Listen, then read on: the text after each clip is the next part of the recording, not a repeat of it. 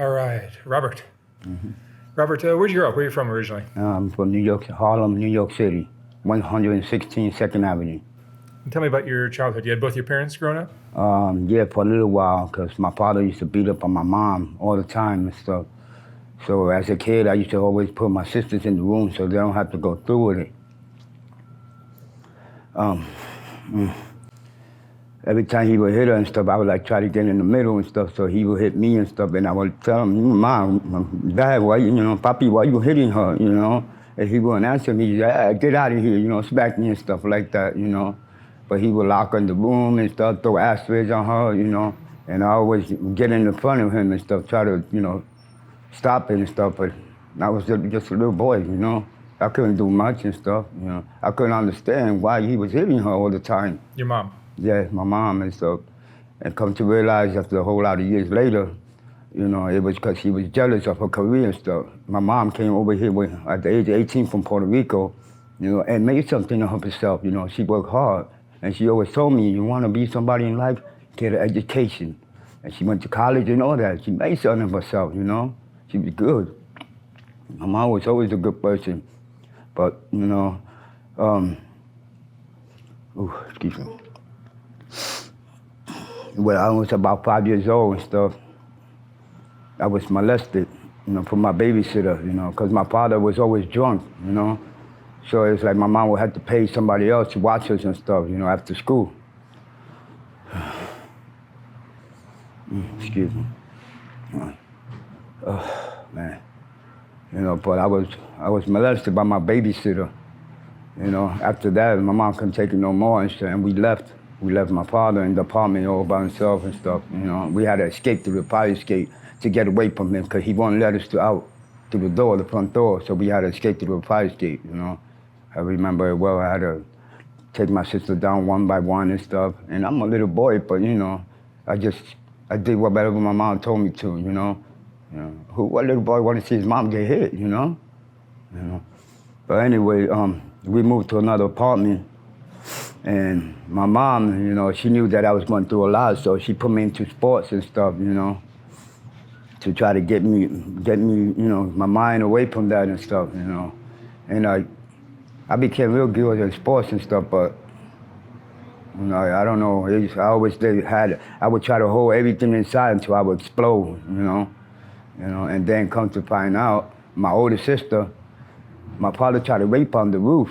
And I didn't know of this, His own brother beat the fuck out of him when he found out what happened and stuff, My mom took my sister and sent her to Puerto Rico and stuff, until everything was cleared out and stuff, I don't know whatever happened about that case and stuff, But my own uncle, man, beat the hell out of my father, And it's like, man, try to rape my sister? What's wrong with you, But I don't get it, man, And I always respected him, but I couldn't do what he wanted to do. It wasn't no father, I knew he was my father, but it's like I ain't have no love and respect for him because of what he did and stuff, I don't want to be like that. All my life I try to don't hit no women, I wouldn't do nothing like that and stuff, I don't want to be nothing like him, But I started messing up, started turning to drugs and stuff,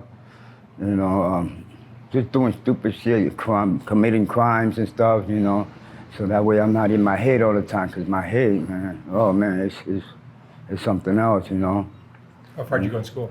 I went through to 9th grade, and I was supposed to go to high school, but me trying to be a player or whatever you want to call it, stupid ass, I started dating cousins and all that, and they chased me out of school with bats and stuff, because I was dating the same cousins and stuff. So I dropped out of school, and my mom always said, if you're not going to school, you got to get a job, So that's what I did. I got a job, and I started working. My mom was the one that got me my first job when I was 7 years old, man, working at the vegetable and fruit stand. That was beautiful, because she always told me, I'll get you what you need, but if you want something, you got to do that on your own, and I respected that, My mom always had good jobs, because she had a college degree. She was a nurse, and from there she became a cop. I was so proud of her. Man, she came out in the newspaper and the front page and all that, and the Puerto Rican parade. It was beautiful, you know. And I got like 100 newspapers and stuff, you know, with her picture on there, you know, because I was proud of my mother. You know, she always been like my mother, my friend, my best friend, you know. And she always told me the truth, you know. No matter what happens, sister, just call me and I'll come get you. And she was the only one that ever kept her word. Everybody else is like they lie to me, you know. So it's like I grew up with a lot of hatred, you know, anger. I don't know.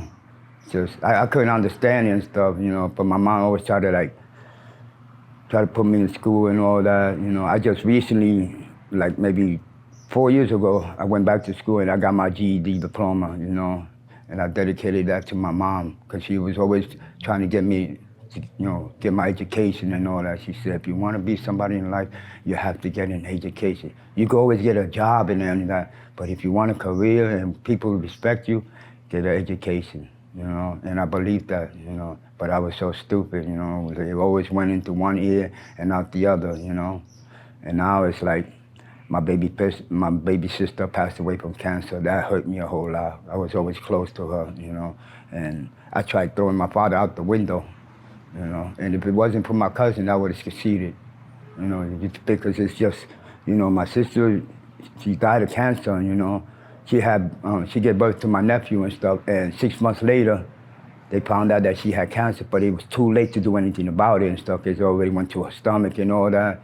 Man, it was hard to see my sister go like that, you know. But I guess it's a reason for everything in life, you know. And it's like, oh man, ever since then, I just been on one, I don't know. I do good for a little while and then I get into my head and I mess everything up and stuff. Every time I'm doing good and stuff like that, I always find a reason to mess it up. And I don't know why I keep doing that, but it's like I just started going to therapy and stuff, and I'm trying to get all these feelings and emotions out of me and stuff, because I still have all that inside of me. And every time I think about it, I cry, and I have all this anger and stuff, because I never let it out. And I always held everything inside, you know, and I don't want to take it out on the wrong person or do something stupid and get me in jail for the rest of my life. You know, I've been in and out of jail, but the last 30 years, man, I'm tired of that. I'm seriously tired, man. I just want to do something to help people, and, you know. The last time I was in jail was 2013. And I asked the Lord, man, please help me to stay out of jail. Help me to become a good person and stuff. I had no idea He was going to give me a heart, you know. I never felt nothing in life because I didn't want to, you know. I mean, everything I went through and stuff, I was like, for what I'm doing this for? For what reason and stuff? It's just going to end up the same. You know, I didn't trust no man. And my stepfather, he came into our life like maybe 2 years after we left my father, and I didn't even trust him and stuff, and he was good. He was good to us. All he ever wanted was a family, a son and stuff, because he couldn't have no kids, you know, and he was so proud to say I'm his son, you know, and since I didn't trust nobody and stuff, I couldn't, like, love him the way I wanted to, you know, and he did a lot for us, you know, but I don't know if I didn't appreciate it, or I was just scared. You know, but I think about it now, and man, I feel so bad for all the things I've done to him, you know. I mean, I robbed him, I hit him, you know. As a little boy, I put cigarette butts in his beer, you know. But I guess I was trying to push him away so he don't hurt my mother, you know. And it's like, man, and come I think about it now, man, all that man ever tried to do was love us, you know what I mean? And it's like, and I always pushed him away. I don't know for what reason, I just, you know, and he passed away from cancer too. You know, so then my mom passed away from cancer. A lot of people in my family passed away from either cancer or cirrhosis of the liver and stuff like that, you know. I've been to a lot of funerals, and I'm just tired of going through it. Then my last couple of girlfriends, they ended up, after I get with them, it's like they all die on me or something. I don't know why. I already had a baby, like 4 girlfriends, you know. It's like I'm tired of it, man. I'm tired. I mean, when my sister was in the hospital dying of cancer, I asked the Lord and said, why are you taking her for? She's so good. Why don't you take me? You know, I'm the one that's messed up in my head and stuff. But I couldn't understand it. I didn't understand the Lord. When the Lord wants you, He's gonna get you. you know, and you have to believe in that, you know, you have to believe in something in life, you know, so it's like, man, I'm surprised. I'll be 52 next month, and that's, man, I didn't think I'll make it to past 25, you know, because of the way I was living. I didn't want to live, you know. Going through that in life, man, it messes you up, you know. And I'm trying to get back, you know. I'm trying to be good, you know. I don't do all the things I used to do, like rob people and sell drugs, and no, I don't commit no crime, not even jaywalking. I'm too scared because I don't want to go back to prison, man. You know, I'm tired of that, man. I don't want to do that. I don't want to be a bad person. But I didn't think he would give me a heart, you know. I actually cried today, you know. I actually do things for people without expecting anything back. You know, I don't know why, but that's his doing. You know, all I ask is for me to stay out of prison, that's all. That's all I want, man. Do good, help somebody. You know, I didn't think he would give me a heart like this, though. I mean, I help everybody, even though they steal from me and you know, just do bad stuff. And I'm like, I'm learning how to forgive. I'm not gonna say that I do, but I'm learning how to forgive and stuff like that, you know. And I just want to help people in life, man. That's all, you know, because I've done a lot of bad things too and stuff. I didn't do what my father did, but I've done a lot of other stupid things, you know. I don't know. I'm by myself now, you know. I don't know why and stuff. So drugs came into your life at what age? About 16 years old. You know, I didn't turn to alcohol like all my uncles and all that. They died of cirrhosis of the liver. I've been to a lot of funerals, and I've seen a lot of, you know, people turn, you know, when you die of cirrhosis of the liver, you turn yellow. You know, you coughing out blood and all that. I didn't pick that up, but I picked up smoking weed, doing cocaine, you know. I tried heroin one time. No, I'm afraid of needles. So your drug is crack? Yeah, crack cocaine. I still smoke weed, you know. I don't drink because I'm too scared of it. You know, plus it's nasty. I rather drink soda. But I'm trying to like stop it, you know. I'll like stay away from it for a few days, and then like something happens, an incident happens, I go right back to it. You know, I don't know why that is, but I am really trying to stay away from it and stuff like that. You're surrounded by it here on Skid Row. Yeah. You're surrounded by it. Yeah, I know, you know. But I mean, I could say no and stuff until I get hurt, because I don't know how to deal with that. I never dealt with that in my life before. You know, I always held everything inside until I blow up. You know, but I'm learning little by little and stuff. You know, so I'm trying to stay out of jail. I've been out since 2013. I'm doing good. I ain't robbed nobody in a long time. You know, I don't sell no drugs. I don't do nothing stupid, man. I don't want to go back. Huh? Do you have any friends? Not really, man. You know, I'm too scared to let anybody in.